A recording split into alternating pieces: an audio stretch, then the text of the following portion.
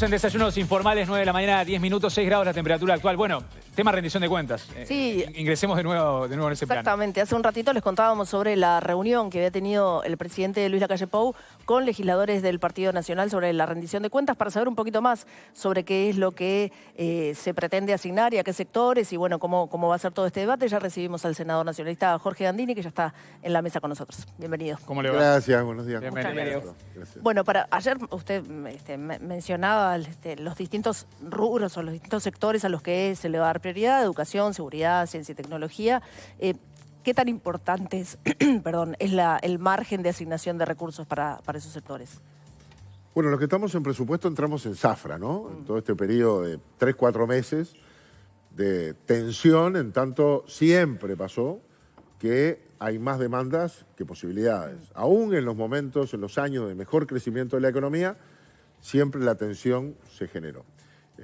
Lo que tenemos en esta ocasión es un poco de espacio fiscal. La economía ha crecido, a diferencia del año 2019, que veníamos en estancamiento, 2 trimestres de recesión. Después de la pandemia, y desde ese punto, que era muy bajo, la economía comenzó a crecer y ha superado las expectativas. La propia proyección del gobierno fue superada por la realidad. Hay una recaudación vía los impuestos vigentes, que no se aumentaron, mejor que el año pasado. Eso permite tener un espacio. Ahora, cuando se construye un presupuesto, se hace sobre supuestos. Hay como que hacer 2 cuentas. ¿Cuánto calculo que me va a ingresar? Y ahí tengo que analizar todas las variables. ¿Cuál va a ser el desempeño de la economía, de la exportación, del consumo interno, de la inversión, etcétera? Las otras variables, la inflación, el dólar, el precio del petróleo, a veces te sorprenden las cosas que suceden.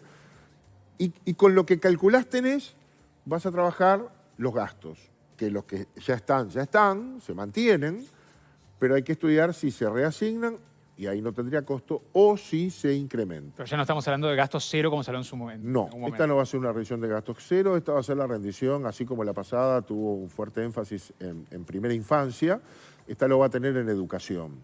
La reforma educativa que se ha retrasado, sí. Todo el sistema educativo debió concentrarse en las horas de clase de los niños durante la pandemia y en gastar recursos para eso, para la educación a distancia, para adaptar todo el sistema. Ahora comienza a trabajar sobre la reforma, que todos estamos de acuerdo que alguna hay que hacer. Eso requiere recursos para pagar a las docentes, para mejorar algunas horas, para instrumentar algunos programas. Y bueno, eso hay que financiarlo. Vamos a ver, ahí se está haciendo números, ¿no? Ayer no hablamos de números. Los números los van a mirar el Ejecutivo, el Consejo de Ministros, el lunes que viene, porque el jueves que viene tienen que presentar la rendición. Pero hablamos de conceptos, de prioridades. Educación, la policía, ahí hay un tema de llenado de vacantes, que tiene más de 1000 el Ministerio, y de algunas respuestas al salario. Bueno, ellos están pidiendo un aumento fuerte de salario, bueno, ¿no? Está bien. Yo creo que alguna respuesta va a haber, no sé si todo lo que se pide. Es un ministerio que tiene 33.000 funcionarios, cualquier número multiplicado por 33.000 y por 13 sueldos y aguinaldo, etcétera, suma mucho, más la seguridad social de ese sector. Pero algo va a haber ahí. Ciencia y tecnología, tenemos que hacer un esfuerzo. Ahí, en el 2014, los candidatos a presidente de aquel tiempo, entre los que estaba Lacalle Pou, sí, Tabaré Vázquez, firmaron un compromiso del 1% del Producto Bruto para la ciencia y la tecnología. Transcurrió todo el periodo y se mantuvo en el 0,4%. Y hoy se mantiene allí. Pasó la pandemia y pudimos visibilizar un sector que no hace manifestaciones, que no sale a la calle, y los conocimos y vimos el valor que tiene para el presente, porque es un capital importante, y para el desarrollo. Hay que poner ahí. Y en eso está trabajando, en todo caso, vinculado a la educación. Obvio que para llegar a un punto del PBI faltan 300 millones de dólares anuales. No vamos cerca. ¿Cuánto espera usted? No sé. Lo que me queda... ¿Que crezca algo? Claro, lo que me pone, digamos, optimista es que la ministra de Economía, en una reunión que tuvimos la semana pasada, colocó este tema como dentro de los que hay que apuntalar. Bien, y el eso presidente es también. un rubro que llama un poco la atención para bien, cuando se menciona en una asignación de mayores recursos en la rendición de cuentas, ¿no? Y es un sector que no tiene el lobby de la movilización. Otros sectores, bueno, pelean de alguna manera u otra por quedarse con una parte de lo que hay. Este sector no, y sigue trabajando con lo que le dan. Bueno, tenemos que tomar conciencia y ver si podemos hacer algo para progresivamente ir generando mayor desarrollo. Está claro que se visibilizó, como usted decía, con la pandemia y con los propios científicos que aportaron durante la pandemia públicamente, señalando la falta de recursos que hay históricamente para el desarrollo de la ciencia y un día descubrimos que tenemos científicos y que son buenos y que nos ayudaron a salir adelante a todo y que la ciencia no es una cosa abstracta que nadie entiende, que se escribe en una tiza en un pizarrón. Que son reconocidos. Es una cosa que se aplica en la vida real y la tiene de aplicación en el desarrollo, en el agro, en la industria, en las patentes, en la salud. Y ahí los vimos, pero tiene que haber también una inversión en la educación hacia esos sectores, porque hay que seguir formando personas capacitadas. ¿Va a estar dentro de los recursos de educación, entonces? Bueno, eso lo está viendo ahí entre OPP, economía. Lo que está claro es que va a estar vinculado a educación. Y después tenemos un tema que no podemos excusar, y es la recuperación salarial del sector público.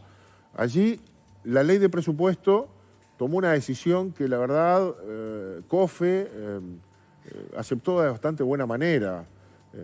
Cambió la forma de calcular el salario y además en el 2021 no se le dieron los incrementos que correspondían. Pero la ley asegura que en el 2024 tiene que tener la equiparación que tenía en el 2020. Es decir, hubo una caída que tiene que ir subiendo en partes, ya lo hizo un poquito, y ahora hay que calcular. Claro, ¿qué tenemos que hacer? Primero, tenemos que corregir por inflación.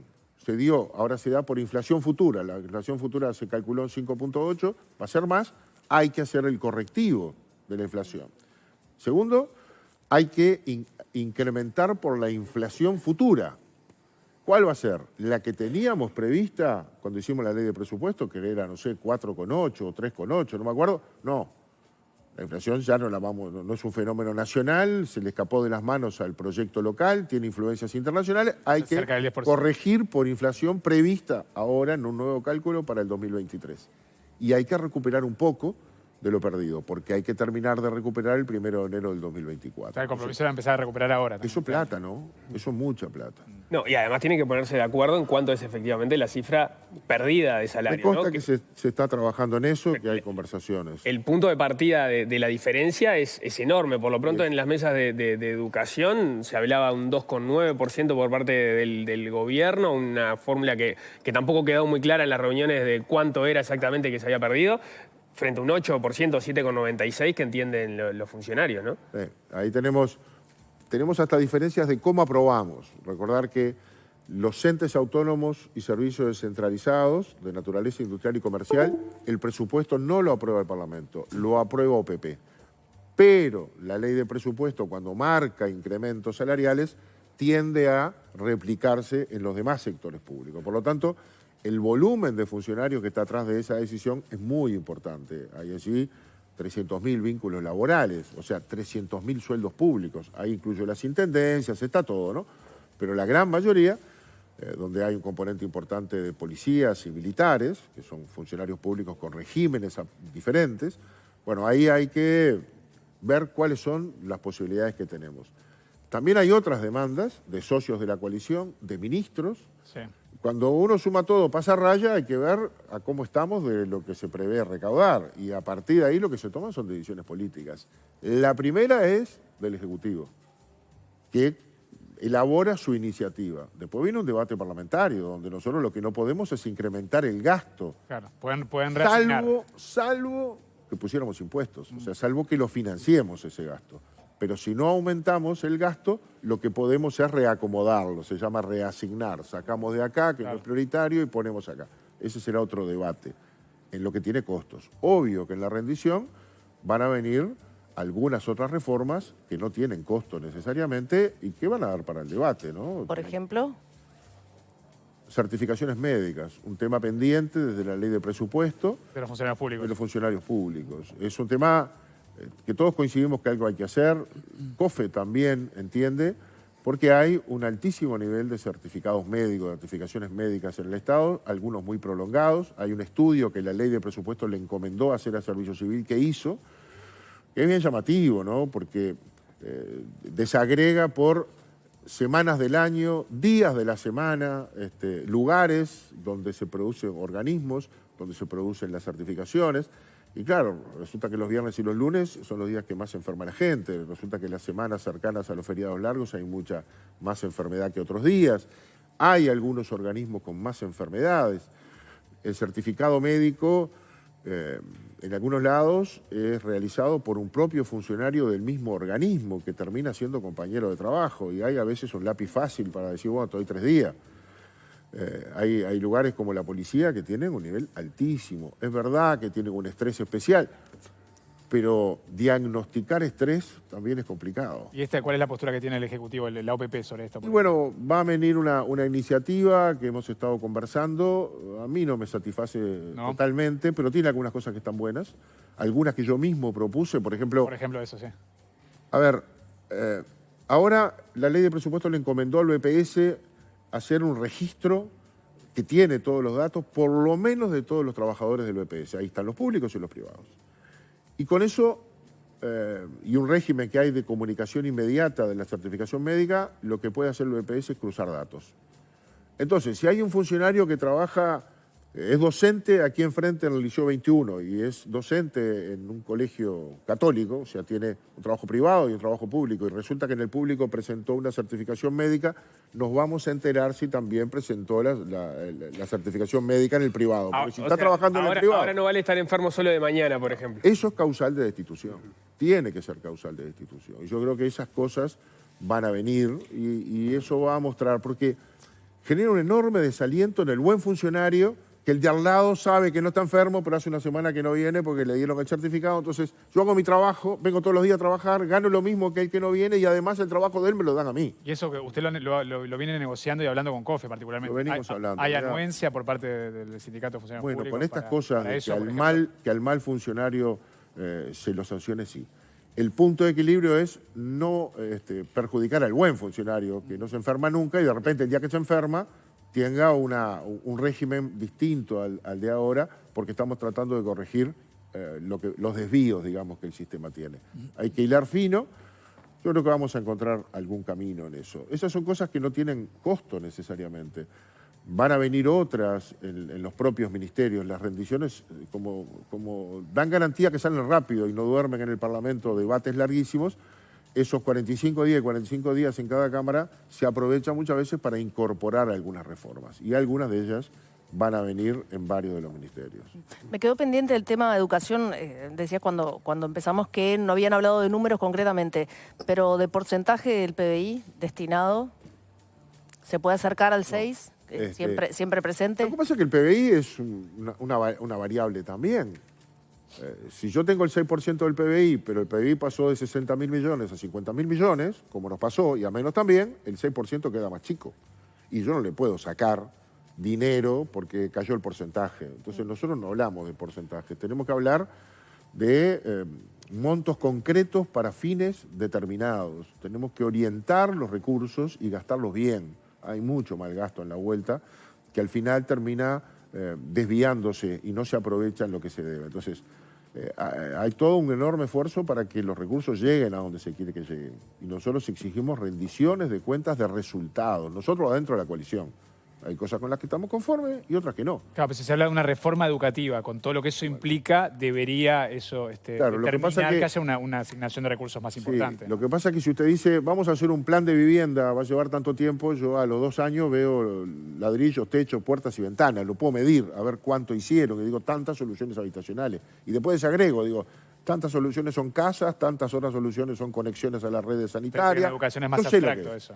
En educación lo mido que cuando mis nietos salgan del liceo. Es decir, claro, yo tengo que ver cómo entran mis nietos que todavía no están en la escuela, cómo salen de sexto año, si mejoraron el conocimiento, si aprenden más, si no le tienen que hacer cursos de comprensión lectora previo a que entren al liceo o previo a que entren a la universidad. El rector me decía la otra vez, estamos en algunas carreras haciendo cursos de comprensión lectora porque si no marchan en el primer año, porque no entienden lo que leen.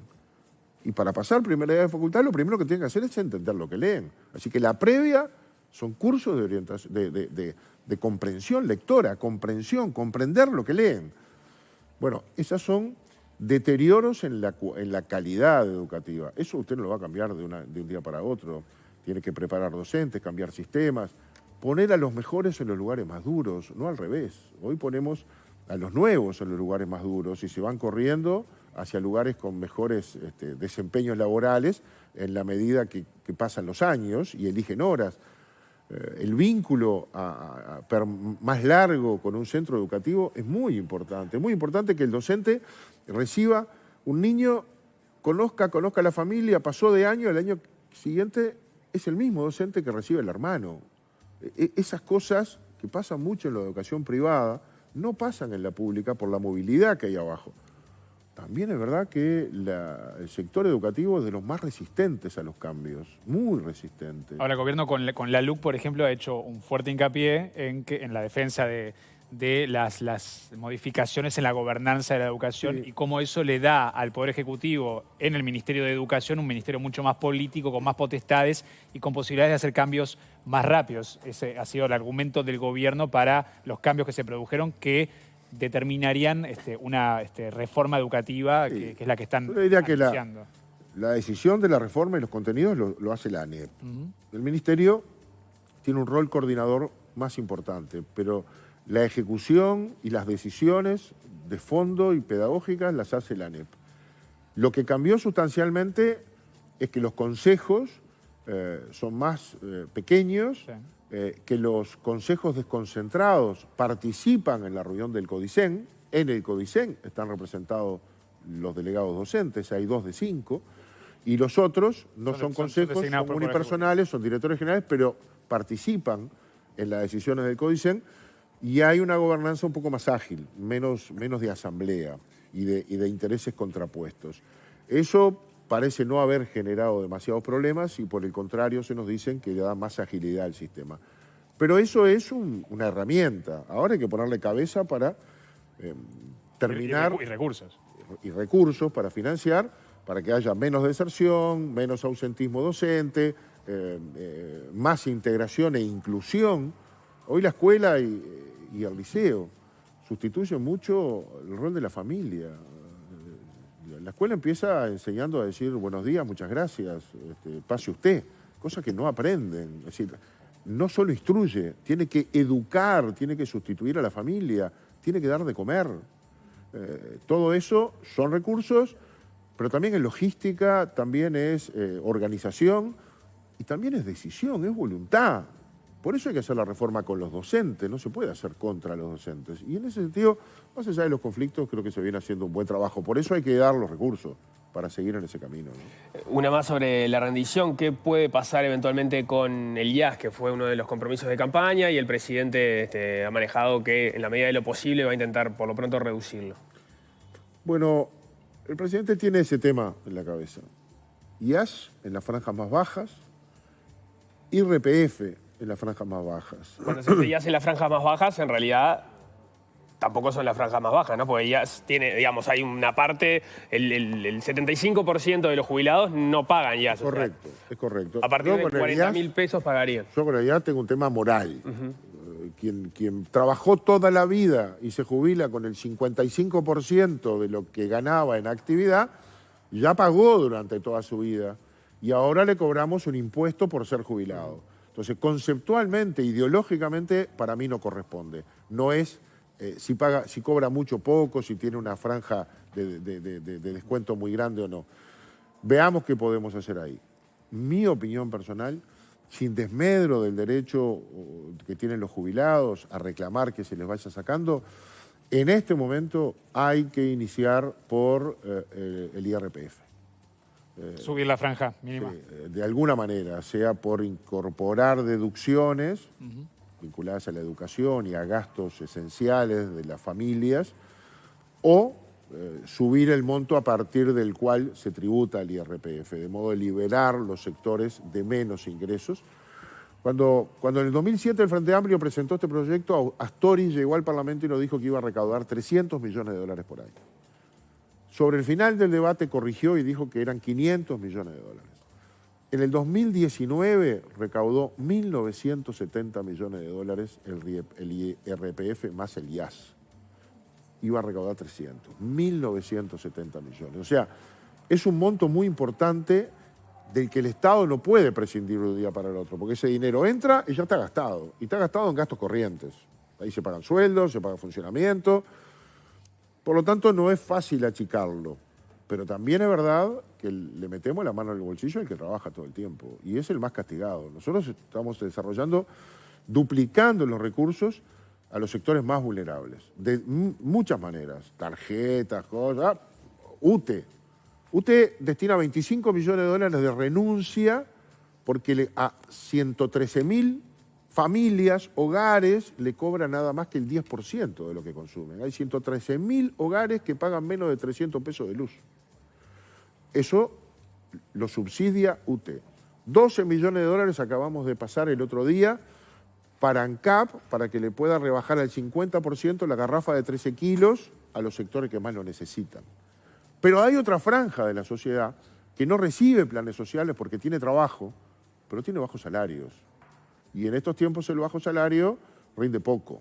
Entonces también tenemos que generar respuestas a esa clase media baja, por calificarla de algún modo, que la está peleando y al igual que el resto del país, todavía no salió. Entonces, ahí es donde aparece el IRPF, entre otras cosas, como una respuesta posible. Pero le repito, tiene un costo. Hay una renuncia a recaudar y al final eso te pega en el equilibrio y se transforma en déficit. Si gasto más o me entra menos, lo reflejo en el déficit. Así que va a la cuenta general. Ese va a ser el debate de estos días en la interna del gobierno.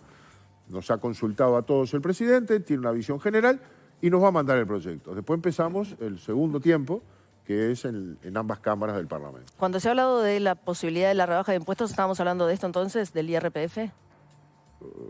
Yo creo que sí.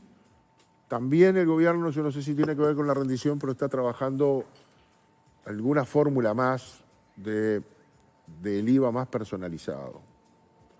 Es decir, que a través de instrumentos de pago electrónico, las tarjetas, algunas personas, por sus características, puedan pagar un IVA diferente. Más allá de los beneficiarios de planes sociales, como se hace ahora. Eso también es un número. Pero eso se puede direccionar. En tanto, por ejemplo, si usted hace un consumo en un restaurante, hoy tiene un 9 puntos de rebaja. Se lo cobran y después la tarjeta le viene descontado. Sí. Esas cosas que también funcionan para el turismo en algunas áreas o terminan funcionando en la frontera para comprar combustible, con un precio más bajo porque desaparece un porcentaje del IMESI, podría hacerse con un IVA direccionado y personalizado, que los que tienen más paguen todo el IVA, los que tienen menos para algunas cosas paguen menos. Bueno, este es un proceso largo, complejo. No está en la rendición eso. Yo quiero sorprenderme, capaz que sí, pero no, la verdad que no lo han definido. Sabemos que hay un equipo del Ministerio de Economía preocupado por eso, pero le reitero, hay que poner un ojo en los que están peor, con más dificultades, y los que estaban prendidos con alfileres y con la pandemia se cayeron. Ahí hay que trabajar, son políticas sociales. Seguimos creyendo que la mejor política social es el empleo. Hay más empleo, hay horas trabajadas y jornales mayores, pero falta. Ahora, también hay que generar respuestas a los sectores, digamos, que trabajan, que no están ahí en el sector vulnerable, al que le damos apoyaturas, pero tampoco le alcanza. Ahí hay senador, tenemos que cerrar, pero brevemente no quiero dejar de preguntarle por algo que decía la senadora del Frente Amplio recién, Amanda de la Ventura, que estuvo por acá. En un momento ella señaló que siente, que es una sensación personal, que siente que en especial el Partido Nacional odia al Frente Amplio. Y bueno, usted como integrante del Partido Nacional me gustaría una respuesta, una reflexión sobre esto. A ver, yo no me puedo meter en los sentimientos de una persona, a veces uno siente cosas porque suena así, otras veces porque tiene un problema uno, ¿verdad? Y se autoexcluye. Yo con la senadora de la Ventura comparto algunas comisiones, tengo excelente relación personal, diferencias políticas sobran, pero siempre las hemos procesado con buena educación y con respeto. Y además, en lo personal, tengo muy buena relación con ella. Punto. Después, las diferencias políticas las tenemos. Odio, por suerte, yo en el Parlamento ni para un lado ni para el otro vi. Diferencias sí, bastantes. Bien. Senador Jorge Rendini, muchísimas gracias por esta entrevista. Gracias por acompañarnos. Muy amable. Gracias. Buena jornada. Amigos, actualizamos.